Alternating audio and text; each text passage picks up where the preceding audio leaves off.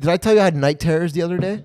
I had night terrors. You know what my night terrors was? I woke up screaming. Genuinely, I was asleep. I had night terrors. You know what my night terrors were?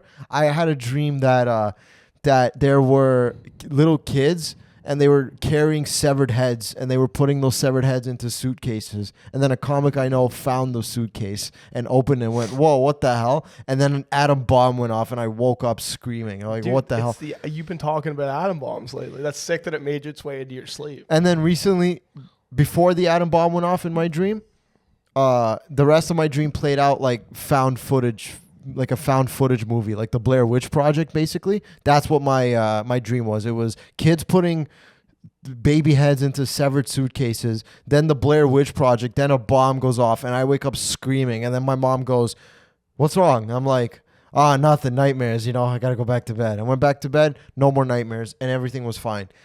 But that's just what do you think my subconscious is trying to tell me in that? What do you think? I have to look that up right now because this is interesting. I like to look up what dreams mean because who knows, but like we'll see. How would I ask this? What does an atom bomb? What do explosions mean? Just ask ChatGPT. My only friend lately has been ChatGPT. It's the only person I got to talk to. It's a pretty common one to search. In dreams, explosions often symbolize overwhelming emotions like suppressed anger or stress. So again, yes, I agree. Now, just to dissect what just happened, like I was saying, it feels like you came in with a conversation you meant to have with your girl, but then you didn't, and you're like, I'm going to tell Tyler how I feel. So this seems like it was like suppressed anger or stress that you had. You're like, hey, like, why'd you leave me for 6 months? That's what that feels like. Just as a pro bono dream consultant, basically. A sudden release of tension, feeling out of control. That would make sense. You don't like feeling out of control. Let me tell you something, all right? The anger is in there. It has been suppressed, and this is my outlet right now to let it all out. Okay? Yeah. Now I will let it all out. All we right? didn't do a pod for 2 weeks either, so I mean, like, yeah, you've been a little suppressed. So my girlfriend left, and now I'm just at home with my fucking mom and my fucking cat, and both of them are equally annoying. Back to business as usual for you, dude. Both of them are equally fucking annoying. My cat uses the fucking litter box, and it sounds like a fucking construction site every morning at 6 a.m. At one point, when he's done taking a shit, he doesn't even he's done burying his poo, but then he just starts playing with the door of the litter box. He starts pawing at the litter box. He starts pawing at the walls of the litter box, and I sometimes walk by, just kick him, like, get the fuck out of there. You're done. Enough. Get out. Then my mom, every 5 seconds, there's something I got to do around the house. I'm the man of the house, and I've taken that responsibility. Cool. But now there's something I constantly have shit to do around the house. Every time she calls my name, I get this fucking this feeling in my stomach like it's my wife calling me. Yeah. But it's not. It's my mom. I go, how is that any different from what it normally is, except for your girlfriend just isn't here, that lives in another place? How is it different? Because she's not here. I have nowhere to go. That's the thing. I can't go to her place. Dude, I invite you over all the time, man. I know this is a shit place, but I'm doing the same thing. You have a nice place. Sitting here watching games, gambling, kind of just chilling, waiting for somebody to come hang out, and that you don't, and then you come in here, and I have no sympathy for you. You come in here, you're like, I need an escape. It's like, I have an escape, and then you say, no, I'm going to stay here. It's like you want the misery. I've been gambling. Yeah, I know you have been. There's a funny part in this too. There's a dramatic change or transformation brewing in your life, representing internal turmoil, life-altering events, or a subconscious need to confront or escape. Now it's getting dark, but that's what that dream meant for you. Yeah, I agree with all of that. An atom bomb went off, and I'm like, yeah, that's my suppressed anger. That's my suppressed rage. Did you stay calm during it in the dream? I woke up yelling and screaming. Yeah, probably not. You probably freaked out like a little bitch. All right. Oh, I didn't have time. Yeah, I woke up screaming. I think it was my subconscious trying to get me out of that nightmare that was in it by exploding a fucking atom bomb. I like the comedians coming out of its heads in the suitcase. That's hardcore, dude. It was one comic. Who? It was like the most random guy that I've never had a problem with. Who was it? It was Giga Thiga, the black guy. For some reason, Giga Thiga found, who, by the way, never had an issue with him. Did he come up to you and was like, hey, Robert, I found this? No, he just picked up a suitcase and opened it, and then I don't really remember what happened, and then the bomb went off. Yeah. He found a fucking suitcase with a severed head in it. I don't know why he was the guy for some reason. I don't know. Did you not smoke weed before bed or something? I've been, here's the thing, okay? There's a yin and a yang in my life currently right now. Okay, the yin, which I don't know which one's good and positive. I don't know which one's positive and negative. I think they just go together. The yin is the white one, which is the good part. It's a yang or a yin. Yeah. There's no yin. I don't know which, the yin or the yang. The yin right now, my yin right now is, listen, since my girls left, I've gotten a good routine going. All right? I've been waking up early. I've been gone back into the gym. I've been going working out again. Fit for Less. Yeah. Great gym brand. Fit for Less. They're not a sponsor, so it's okay. They're not sponsoring It's a piece this. of shit gym. It is, but it gets the job done. Yeah. It's actually not that bad. Been waking up early. I've been building the empire. I've been sitting down. I've been making videos that get 400 or 500 views, editing clips that do nothing. Then once that's over, I got nothing going on. It's cold outside. It's snowy. I lay down on my bed. I pull my phone out. What games are on today? What do we got to bet on? Exactly. I bet on the Leafs. They lose 5-1 against Minnesota. Cool. No problem. I bet on the Raptors at -2. They lose by 4. All right. No problem. That's been my life. Just gambling and making shitty content and sitting at home while my girl's in the Middle East dancing around getting gangbanged by the whole army. That's what's going on, okay? In my life currently at the moment. Any questions? No, dude. It's the same thing. It's the same thing week after week with you, man. It's just you come in, you freak out. You're like, it's not working. It's not working. It's like, not yet, dude. You're like a chick watching a movie, just like asking questions when the movie first starts. Being like, so like, what's happening right now? It's like, I don't know. That's why we're watching the movie. Here's the thing, okay? It's like I sit down, right? I sit down on my computer. I put in maybe 2-3 hours of editing something that I think is good, right? A clip of this pod, a stand-up clip. I post it, right? It gets 200 views, and I'm like, you know what? Fine, maybe it wasn't good. But then I keep scrolling, and I see this guy called the Queens U Pisser, and it's this guy taking a piss at Queens University campus, and all you see is the stream, followed by Dexter music going, tonight's the night. Tonight's the night. You'll never figure out who I am. And then all the comments like, we got to find who this is. And that gets 1 million views. So how can I compete with a guy taking a piss at his university? And then, different things pop up. We got high schoolers taking pisses. You could take a shit. Yeah. You could one-up them. We could take a shit. That's what I mean, man. Like, you're kind of like, it's like, I right away, I have an easy answer for you. But here's the thing. I'm a solutions guy. But right? You're a problem. You're getting into a problems guy, dude. But my problem. We could come all over the campus. That would be funny. You know what my buddy said? Jerking off everywhere on the campus. You know what my buddy said I should do? He goes, you should just start making videos where it's like, this is day one of coming into a tissue and throwing it against the wall and seeing if it sticks. Yeah. Yeah. Like that. See, like that shit right there. That's funny. It's funny, That's correct? Funny, but the thing is like, is that what I am? This is the problem. One bit doesn't have to define you. This is the problem, okay? Is I'm too much of an artist, all right? I got into this shit because I wanted to write good material that transcends time, okay? I wanted to write good stuff. I wanted to go on stage. I wanted to perform, and I wanted to be funny, okay? That's all I ever wanted in this world. And now the world's changed to the point where I got to take a fucking piss and film it, and that's going to get 1 million views. I don't know. I don't even know. I gotta make AI brain rot, and that gets 1 million views. What do I got to do to make it in this world? Do I have to start saying, hey, it's good that ICE is kidnapping everyone? Or do I have to go and say, hey, it's bad that ICE is kidnapping everyone? Well, what do I do let's here? weigh the pros Do and I cons. have to even talk about that at all? Why do I have to do that? Oh, did you guys see Mark Carney's speech at fucking Davos in Switzerland? Oh, wow. What a great leader we have here. Is that what I got to do? Why can't I just go on stage and talk about how I wish everybody around me was dead and it's funny, and that kills it? All right. You got that out? You're good? We'll come back to that. No, I don't. Yeah, sure.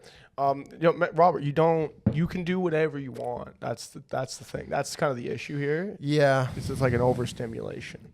Sure. Like you can do all of that. You can make AI brain rot. You can support ICE if you want. I would. You can not support ICE if you want. You can tell jokes. Mm-hmm. You can do all of it if you want. Or you could go to that campus and come and shit all over that and make that guy look like a fucking pussy. Yeah. But like it's really that simple though, right? When you really break it down. Like you can just do whatever you want. Mm-hmm. Yeah.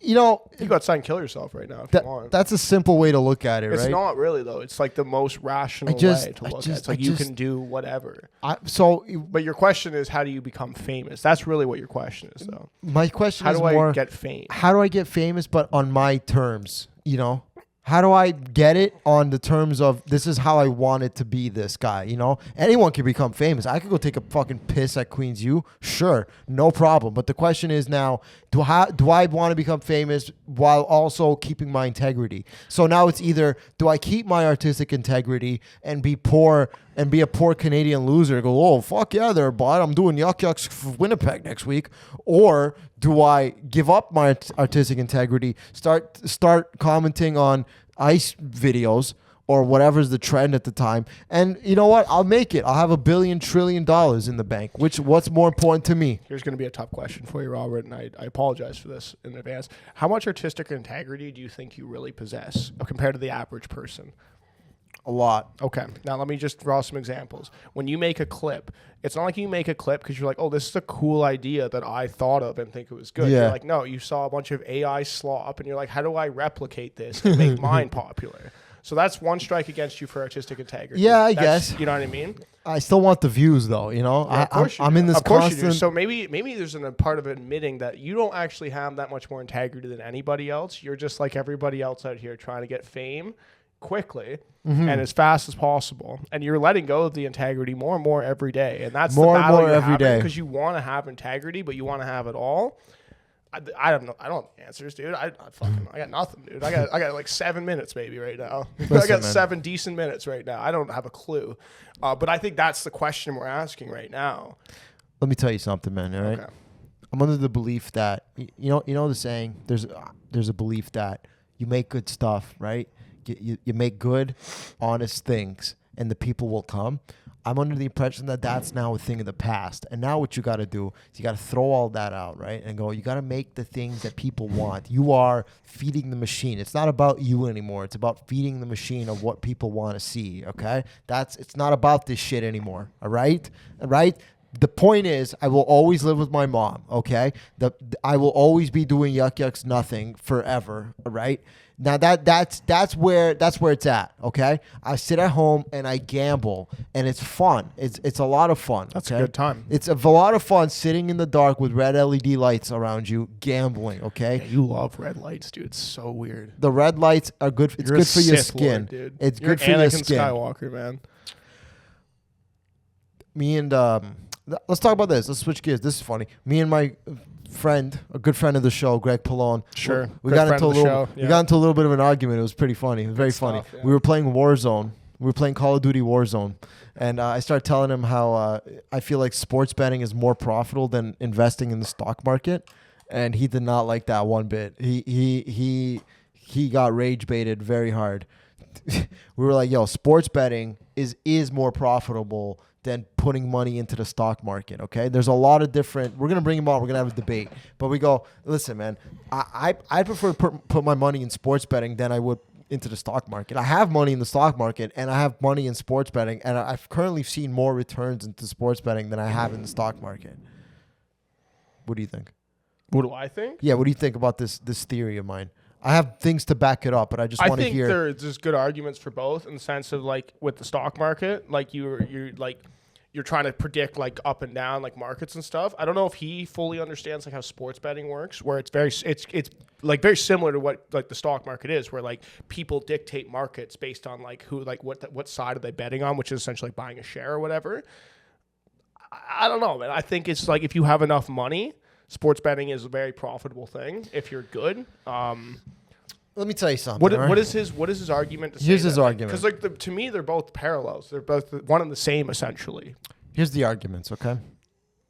The argument is, first of all, stock market, sports betting is based around the model of sports betting of these markets is based around the stock market. Okay. Yes. Two different markets of the way I see it is it's two different markets of investing. What I was trying to do when this argument came up is I was trying to convince Greg to send me $500 as an investment so I could move his money around for him in the sports betting market, and then I would pay him returns and dividends when the new baseball season starts. Okay, that's what I was trying to do. I was like, Greg, listen, man, the same way you'd give $500 to an investment advisor, I'll be your investment advisor. You give me $500, I'll move it around for you in the different sports betting markets, okay? And I'll give you the returns, and I'll take like 10-20% as a fee, as my fee of making the picks for you. So that's a standard thing, too. Right? Yeah. Sounds very reasonable. And he goes, no, because sports betting, way more high risk. And we go, as opposed to what? The stock market? Yeah, like that's never crashed before.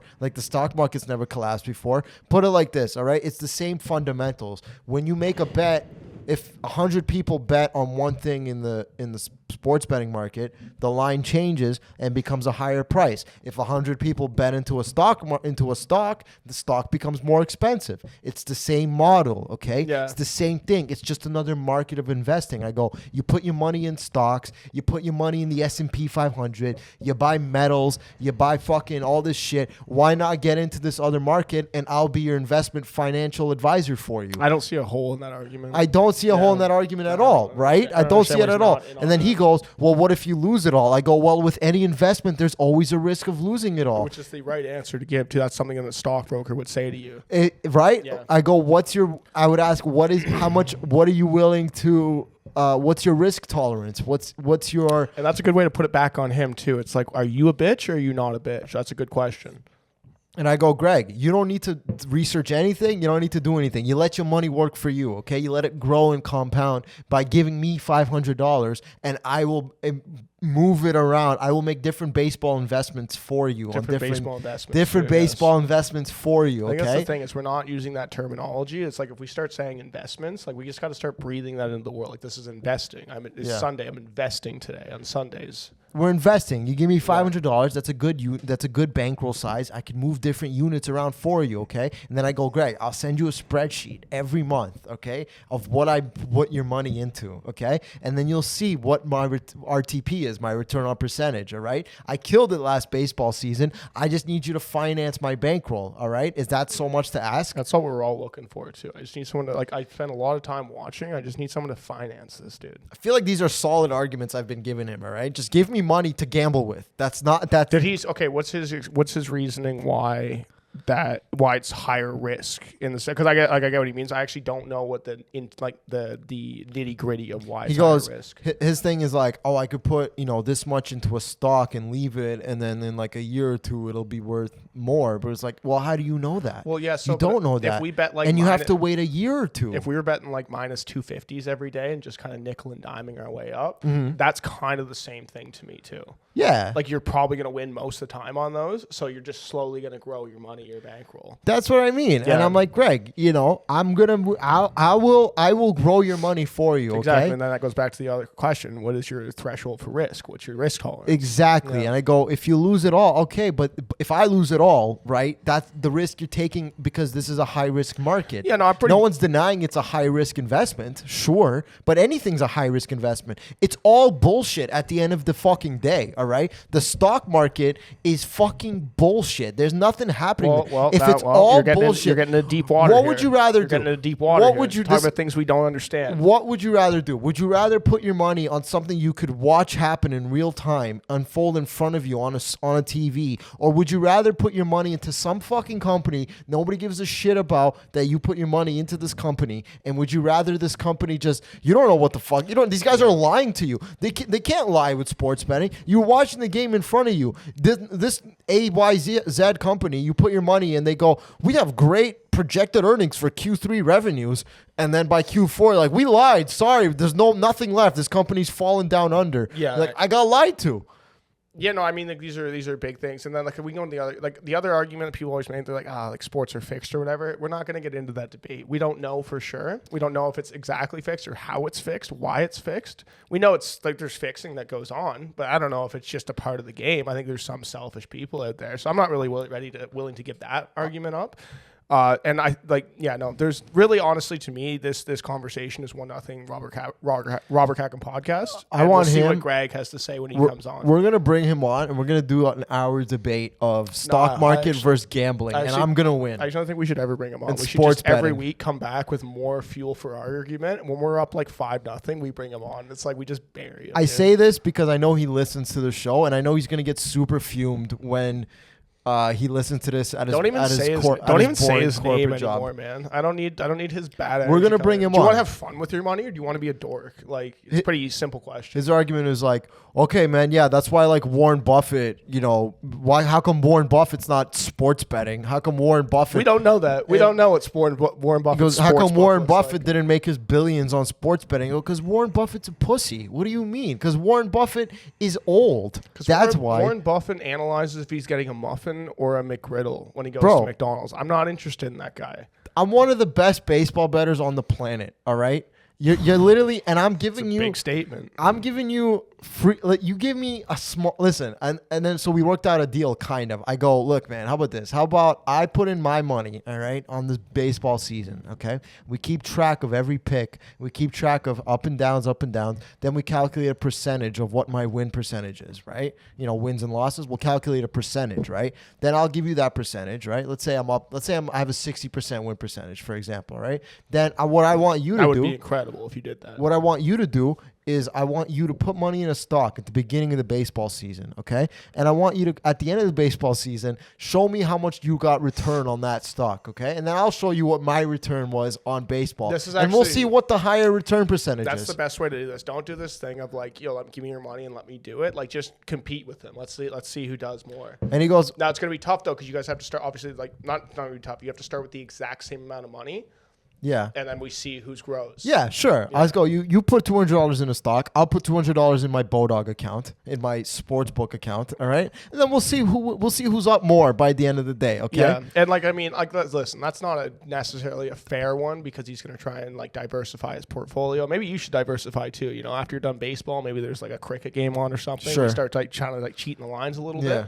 I think this is the best way to do it though. The thing is, right, that he needs to it's all gambling. Like, it's all, the stock market is just another form of, it's a cooler form of gambling. Yes. For richer people, there's not this stigma around it, like, oh, you're sports betting, you're a degenerate piece of shit. You have money in 5 different companies that don't give a fuck about you, that don't know what the fuck. You put your money into a company, who gives a shit? They don't give a shit about you, and you don't know if the stock's gonna go up or down. You ever watch Wolf of Wall Street? You ever watch Matthew McConaughey goes, we don't know if the stock's gonna go up, down, and in fucking circles. I think the same way as he has a negative stigma towards sports betting, I think that's kind of why we're like, yeah, like investing in stocks. It's a movie, so I don't know how. But the difference is, I have a negative stigma towards all of it. I just use my negativity. I have money in the stock market. My portfolio's gone up like $400, but that's in the last year. You know, we could have had that same return, and we're talking like a month. You know what I'm saying? We could have had high risk. Well, that's high risk. High risk, high return. We're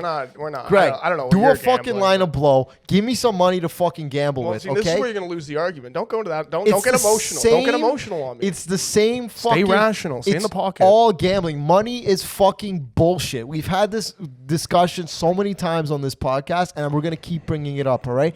You know what you know me and my mom just bought the other day? We bought metals. We bought silver. We bought gold, because they say, the theory is that if the money collapses, if the U.S. dollar collapses, right, we're going back to a gold standard or a metal standard, where right now our money is based on fucking nothing. It's just pieces of paper that they print. And it used to be based on something. Now it's based on nothing, right?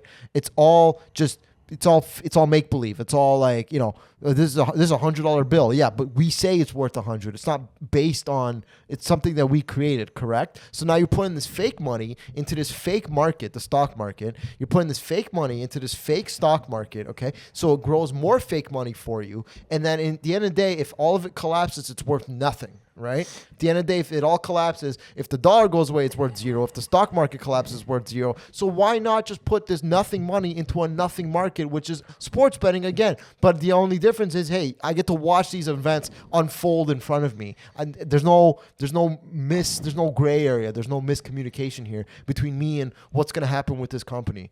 I told Greg, I was like, yo, buy gold and silver. He goes, well, I have stocks in silver and gold companies. Oh, so you're not going to buy the fucking thing that they make. You're going to buy a share into the company of the thing they make. He goes, well, yeah, if gold and silver go up, then the company that makes it, the price of that company will go up. And I'm like, well, okay, but what if it all collapses and now you have $1 billion of shares in this one company and now the money's worth zero? See, this is where I think we're going to lose the argument. So I think we got because we're going into his game. Once we start talking numbers and like real statistics, that's where we're probably going to lose that. I think Greg's pretty knowledgeable on that. So what we're going to go, I think what we're going to transfer this conversation is to the fun. We're going to focus on the fun and like, what are you really doing with your money? Are you having a good time with your money? Are you enjoying the money you have? Are you watching it unfold in front of you in microseconds, dude?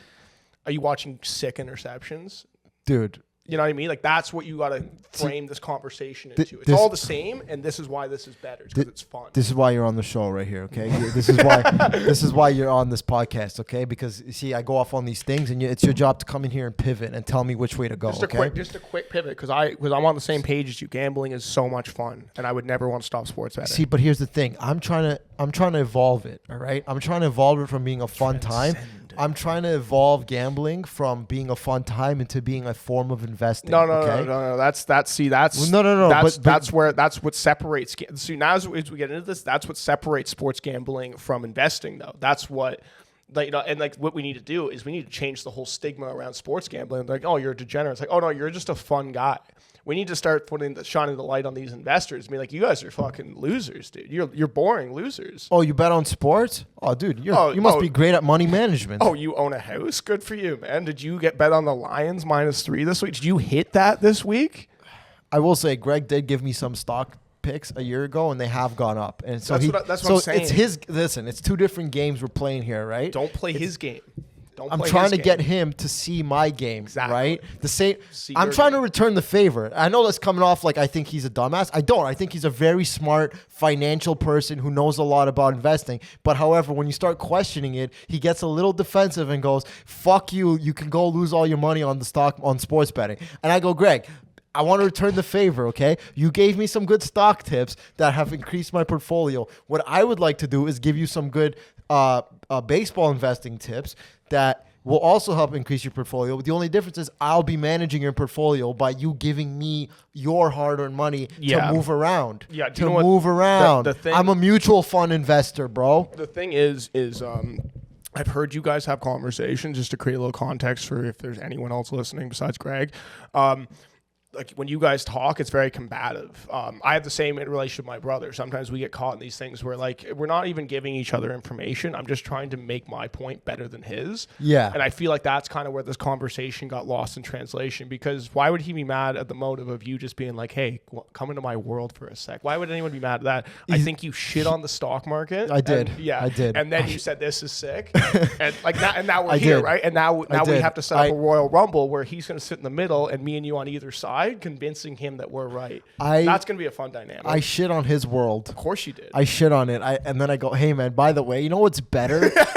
You know what's better than the stock market? Fucking the sports market. That is the best way to do it. The sports market. You know what's better than the thing that's been around for 1,000 years? I mean, sports betting been around for as long as the stock market. You think they weren't betting on the fucking, like, in the Coliseum? Like, you know, whatever they had, they were gambling shit, dude. Yeah. Like, here's my cow for your horse. You know, like, the whole idea, like the way the modern day sports betting market is structured, it's all based, like, it's inspired from the stock market. Mm-hmm. Like, they took the way the stock market works and they go, let's just apply this to our markets. We make our own markets, right? They see the only profitable forms of gambling, quote unquote, is sports betting and poker, right? Mm-hmm. Because the house isn't involved necessarily. Not as heavily involved, yes. Not as heavily involved. The house takes a fee, right? They have a little bit of interest attached on every bet. that you make that evens them out so they never lose money. They're basically like a middleman, right? They take a little bit of off every bet. That means that evens them out at the end of the day so they don't lose any money.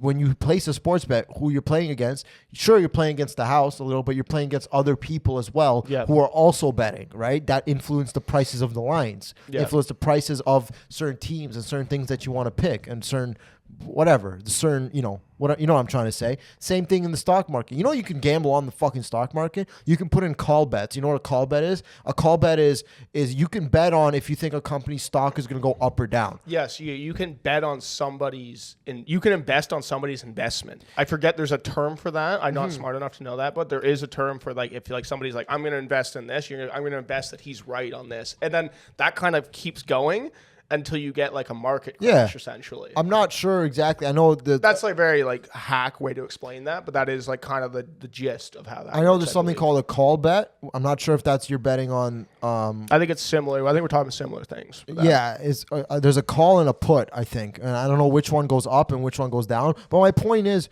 at the end of the day, it's all fucking bullshit, okay? That's my point. At the end of the day, it's all make-believe, bro. So just give me your fucking money and let me gamble it, all right? No, so let me invest it. Sorry. No. We have to change the terminology of how we talk about these things, all right?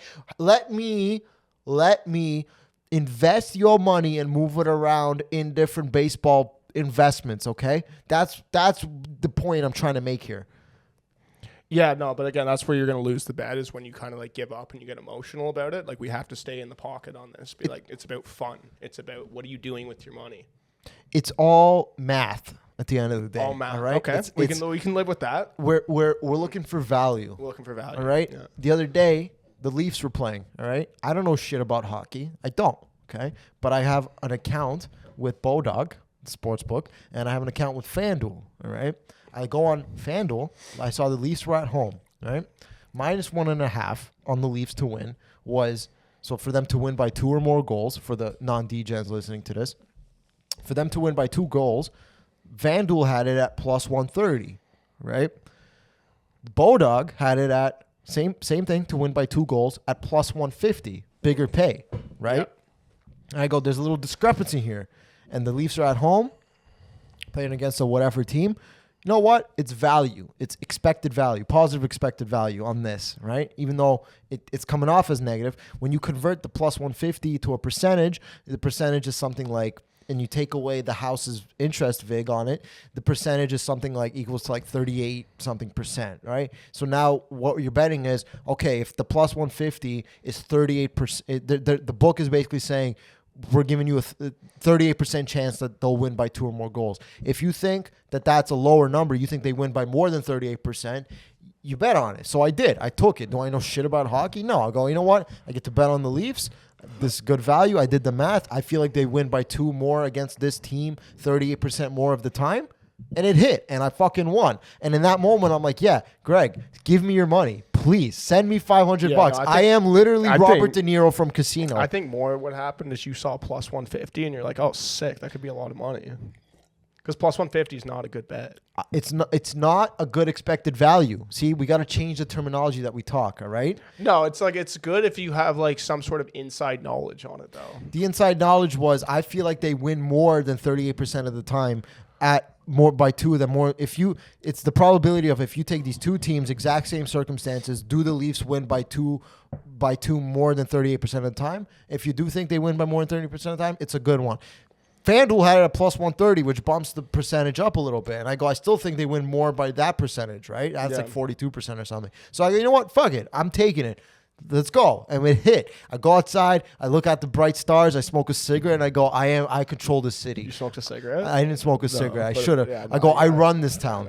I run this city, okay? Yeah. I am Ace Rothstein from Casino, all right? I can place a bet, and I move the markers for every fucking sports bettor in the country, all right?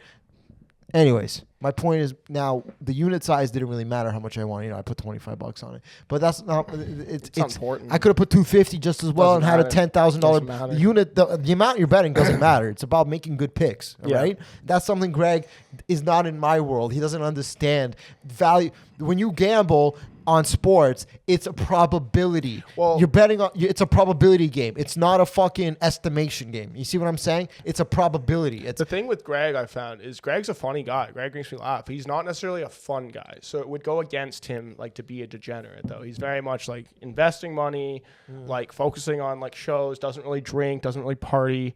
You know, he's very focused. He's very, you know, he's very like not very fun. He's this Alpha Sigma. Alpha Sigma. So, which He's is a good. fun guy. Which he is can good. have fun.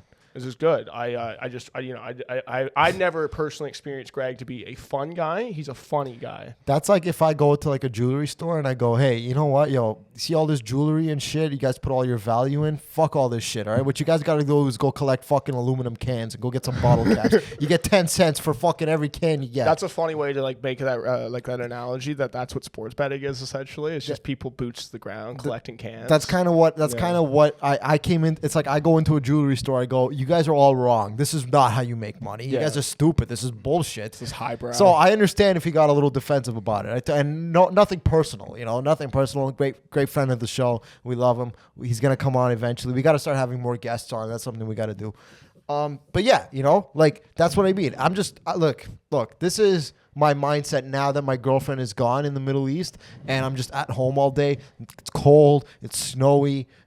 My mom's annoying. My cat's annoying. Everyone's fucking annoying. I barely get any spots anymore. No one appreciates my art. No one appreciates what I have to give to this world. Spots anymore? I get some spots here and there, but it's dark. Yeah. It's cold. There's not a lot happening. Okay, not a lot going on. So this is where my attention has been focused. I go, fuck it. I'm gonna become a professional sports bettor. Fuck it. Yeah, it's my new shadow career. Instead of comedy, I'm just going to be a professional sports bettor. That's more likely to happen than becoming a comedian. A professional sports bettor. I'm one guy with just using my notebook and a fucking calculator. I've been reading a book called The Logic of Sports Betting, and it breaks this all down. That's what I'm talking about. See, like, finish that book too. More information to throw at Greg, dude. Well, I mean, like, how many books are there about the stock market? Millions? A lot. Hundreds There's of a lot thousands? of sports betting books too. Yeah, but you know, you just need one solid book, right? Why is that any one different? solid book. Like I've read the Intelligent Investor by that fucking guy. It's a big. I've read like 4 pages of like it's like a 500-page book.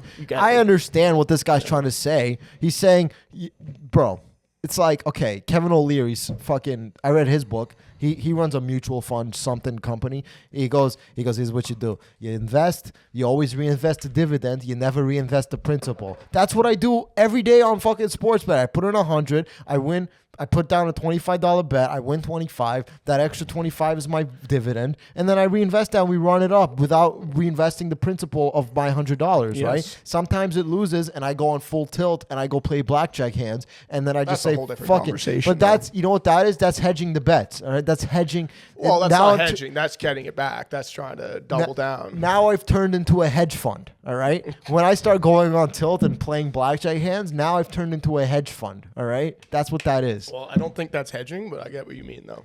I'm just saying, look, I don't know. I personally think, sports betting is more of a return, more of a quicker return than the sports market. I think like the argument lies, it's not about what's the smarter thing to do. It's what's more fun. That's where you win this argument. And then you bring them into your world of fun. That's the only way. I'm not here to have fun. I'm here to make money. Well, that's your problem. That's why you don't have fun gambling, dude. That's why you're thinking about gambling so much. Oh, am I just gambling? I'm investing. Like, yeah, we're fucking gambling today, dude. I'm investing. Yeah. I'm investing. I don't even like gambling. You know why? When you put it that way, I don't even want to. You know why? I call it gambling if we're at the casino playing like craps or blackjack or something. That's gambling because gambling is when the house has the edge no matter the outcome. See what I mean? There's always a 0.5% edge. If you play perfect basic strategy at a blackjack table, the house still, no matter what, will have a 0.5% edge over you. Even so, that means the longer you play, you're still going to end up negative in the long run, right? That's why you got to win. You got to get out. Craps, same thing. All these casino games, same thing. Low house edge, but still a house edge. Sports betting doesn't really have a house edge. They set up their edge in terms of an interest of a VIC. Poker doesn't really have a house edge. They have a fee. They collect a fee for running the games and shit like that. But you're playing against other people. That's my point, right? Yeah. The stock market has fees. When you invest, they sometimes take a fee. When you give your money to a mutual fucking guy, mutual investment fucker to move your money around, that's also a fee. Okay, is my point that I'm trying to make. All right. Well, yeah, I think the philosophical view is that everything you do in life is essentially a gamble. So Sure. to look at sports gambling as like this evil thing, it's like pretty much anything you walk outside, it's like a risk reward thing. It's like, is this worth it? I just want baseball back. Honestly, Yeah, of course. I just can't. Like, once the Super Bowl's up, man, it's just that's it. It's Yeah, just, the NFL playoffs are boring now too, man. you don't like them? Well, who cares? Like what? Like any of these teams win, it's like who cares? Yeah, Yeah, I guess. I want to see the Chiefs back being the best ever. That was sick. I saw something hilarious the other day. Did you know that the Baltimore Orioles are having a Tupac Shakur bobblehead night That's cool. in Baltimore on like May on Tupac's birthday? Yeah. Yeah, I don't know how I feel about that. Why? I don't know. It was just funny to see because all the comments were like, I know what kind of clientele this will attract. And we're in Baltimore. Get it? Black people. Yeah. What's Yeah. wrong with that? Is that why you don't like it? You're like, I don't like all these blacks. I just think coming it's out? funny marketing. It's like MMA baseball sat around and they were like, all right, guys, look, how can we get more black people to care about baseball? Because it's traditionally a white sport. The thought of them all sitting in a conference room being like, all right, should we have a bobblehead night for one of our players? It's like, no, let's have a bobblehead night for a guy who's been dead for 30 years. And I guess he's originally from Baltimore. Sure. I'll double check that. He was like there from like 3, and then he moved to the West Coast at like 5. The guy went to like he went to like a fucking cutting edge art school when he was younger. He went to like, I forgot what it was called, Laurier. No, that's the university. No, he was born in New York City. But he went to Baltimore School for the Arts. Yeah. Yeah. So it's like it's gonna be, I don't know, it's just gonna be like, I'd want there to be a shooting or something like that. I want there to be It's just the only way to make that night worthwhile. I just want something funny. Like it's just guys, you're playing with fire here, all right? MLB, all right? Let's keep it what it is, okay? I know you guys are the Baltimore Orioles out of all we're having the Tupac Shakur bobblehead night at fucking, you ever see the Yankees do like Biggie bobblehead night? No. You'll never see that. Never see I a kind of Diddy want to one go now to either. Baltimore. I just want to get the Tupac Shakur bobblehead. I kind of would like a Tupac Shakur bobblehead. Don't know why. I think they'll resell on eBay pretty well. Yeah, it's cool, man. Sure. It's Yeah, fine. yeah. It's fine. Yeah, no, you don't like black people. No, I like black people. It's just funny when it's like guys, it's like, let's just be honest here. That's my thing. MLB, Major League Baseball, please. Let's just be honest. You're doing a Tupac Shakur bobblehead because you want more black people to come to the games in Baltimore, okay? Let's just, it is what it is. Anybody with a fucking brain could see that. There's nothing wrong with black people coming to more fucking baseball games, but let's just call that what it is, all right? Instead of doing a bobblehead night of one of your players, and there's plenty of black baseball players out there, it's fine. You're doing Tupac Shakur bobblehead night, all right? Who do you think that's going to attract people who don't give a fuck about baseball, right? You're giving away the integrity of the sport, is my point. Anyways, it's getting a lot. By the way, look, I know every podcast we do now is just more and more into my weirdness around black people. I really like black people, okay? I understand, all right? There's certain black people I do like, all right? I know a few episodes ago, There's a couple good ones, eh? a few episodes ago, I was talking about shitting on Chappelle, saying how Chappelle is True. That's a black guy that you don't like. yeah, saying how he's boring and stuff. Listen, I personally love all black comedy, okay? I love fucking black comedy, all right? I love Martin Lawrence and Big Mama's House. I like I like Big Mama's House 2, Bigger House. Bigger House. Yeah. I like Big Mama's House 3, Even Bigger Even House. Bigger House. Yeah. I like all black comedy. I like Tyler Perry's Medea. Yeah. I like Medea. I was wondering if you're going to bring up Tyler Perry. I like for Medea. sure. I like Medea 2, more Medea. More Medea. Yeah, that's a good one. How many fucking Medea movies are there? I think there's like 5. I like Medea 3. It's like the Fast and Furious. More Medea, more serious. I like Medea 3, Medea, Yeah. Medea 4, the trilogy. Yeah. The fourth. The fourth one. fourth one's the The fourth trilogy. one's the trilogy. Because the first one's a prequel, so it doesn't count. Tyler Perry's Medea 5, the comeback. Yeah. I love that one. Yeah. I like all black comedy. You're clearly you're a connoisseur of the black community. I like Norbit. You know Eddie Murphy. Good one, yeah. Eddie Murphy, where he plays himself and he plays his wife You in a seen fat the suit. Nutty Professor? The Nutty Professor. There you go, Nutty Professor 2. Incredible black comedy. Yeah, a lot of black comedy. A lot of good contributions from black comedy. It's funny how in the Nutty Professor, like, there's only one black guy, so we're gonna have to have him play everyone in the scene. Yeah. Yeah, there's just not enough good black comedy. Norbit, I only really realized that it's Eddie Murphy playing his wife in Norbit not too long ago. He plays like 7 characters, I think, in the movie. Yeah. He does that in a few movies. That's his thing. I like Daddy's Daycare. Daddy Daycare. Daddy Daycare. Daddy's Daycare would be fucking crazy. Daddy's Daycare. I like that one. Daddy's Daycare. Daddy's Daycare. I like Norbit 2. I think there's a second one. There's a second one. There's a second one? I believe so. I like the second Norbit. Yeah. A lot of good. I don't know where this idea of I don't like black comedy Well, came you're the from. one who said I just it. named like 17 black movies. Yeah, I don't know. Nobody was saying it. I think you just... Can anybody name a fucking movie like that? Anybody? A black comedy that I just did with as much passion as I do? Big Mama's House, underrated.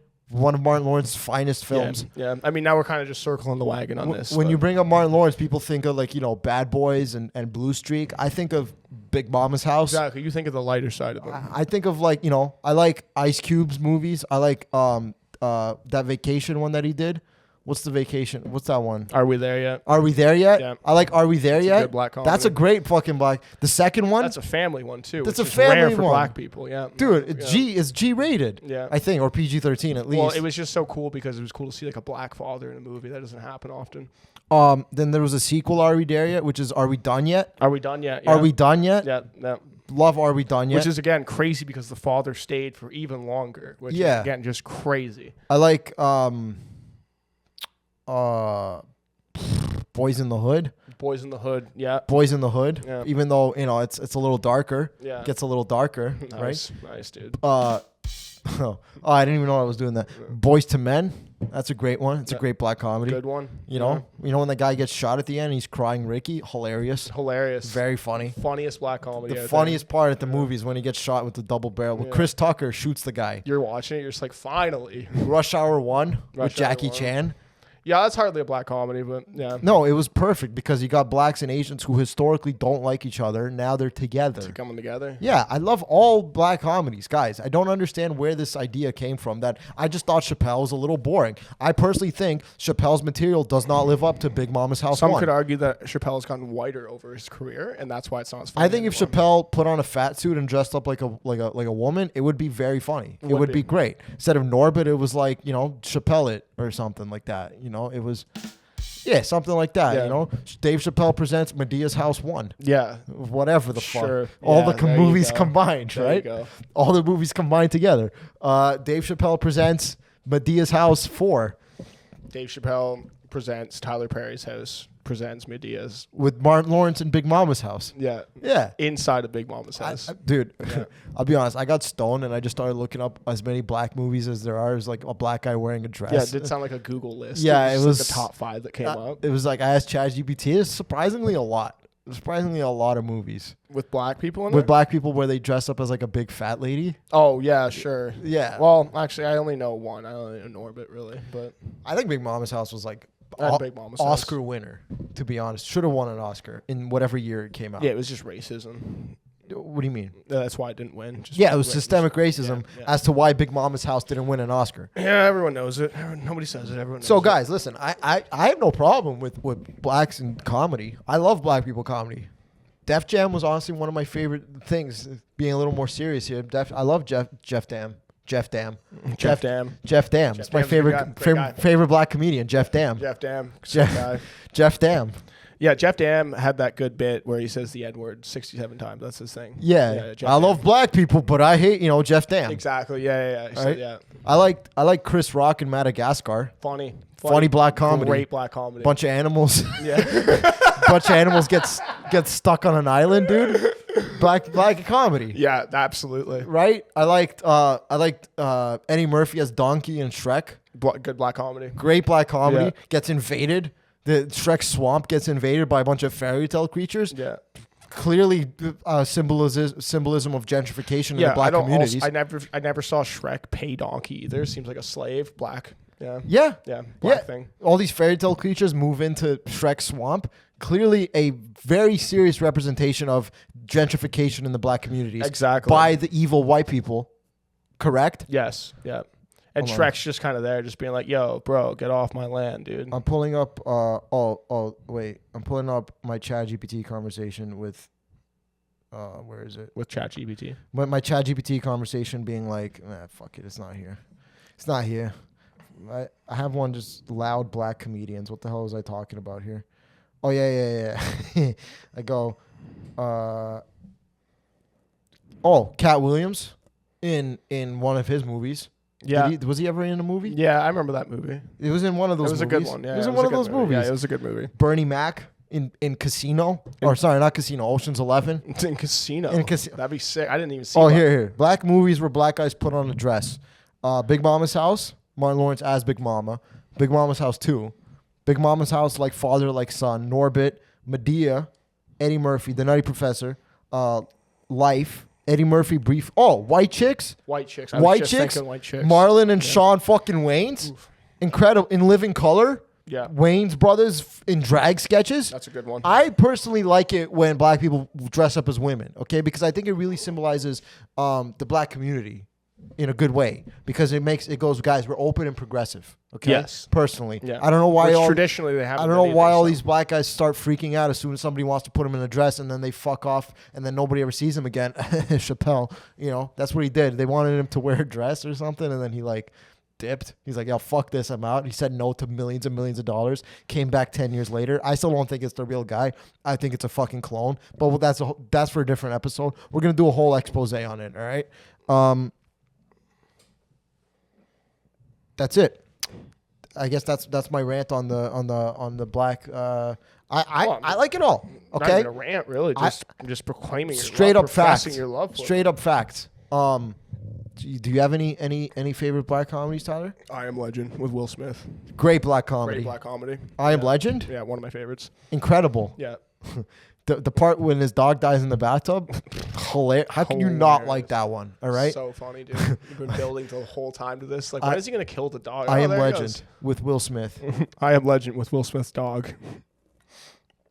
I like The Pursuit of Happiness. Another good one. Another great Will Smith funny black comedy. Yeah. It's a great one. He's got his son in it too. His son makes a cameo. Yeah. I like The Karate Kid with Jaden Smith, the one made in 2009. Another funny one. That one was great. Black guy moves to China. When would that ever happen? Ever. Never. When would that ever happen? I don't even know the plot of his movie. I just know somehow his whole family decides to move to China and he just gets bullied in China for being like black, I guess, for being different. I've never seen it. That's pretty much the movie. The movie is exactly the same as the 80s movie, except now there's a black kid in China, which is like, I don't know who the fuck they should put me in one of these writer room. I'd be like, guys, that's stupid. We can have a black karate kid, but put him in a black area where he has to fight other black kids who are beating him up. Okay. Yeah, he just has to fight coke dealers. He's just fighting Chinese people. Like, why is it not based in Harlem? I don't get that. Why is it not based anywhere besides China? Because karate, that's why. Is it based in China for sure? Yeah. Positive? He meets, Jaden Smith is like the Karate Kid, the black version, and then he meets Jackie Chan, and then Jackie Chan teaches him karate in China so he could defend himself as the only black person in China. Okay, because like the first one wasn't in China. Hey, kid, listen, you're going to spend the rest of your life in China. You got to learn how to fight, all right? Because you are a black person. You are the only black person we have in China, okay? All right? So you got to learn how to defend yourself. And Jackie Chan, will teach you how to defend yourself. Yeah. That's pretty much the movie, right? That's all my black... That's all your black material? All my black movies, yeah. Good. I like it. I have no problem with it. Good list. No problem with it. It's a growing list, too. I can't wait for more black comedies to come out. We're going to do a black comedy recap. Yeah. Every episode. I don't think we'll stop talking about black people. Yeah, we're going to talk about the amazing contributions. Of course. That they've given the world. Of course. Obviously, like Medea's House 1. Yeah. And Big Mama's House 1. All of them. No problems. All of the right? classics.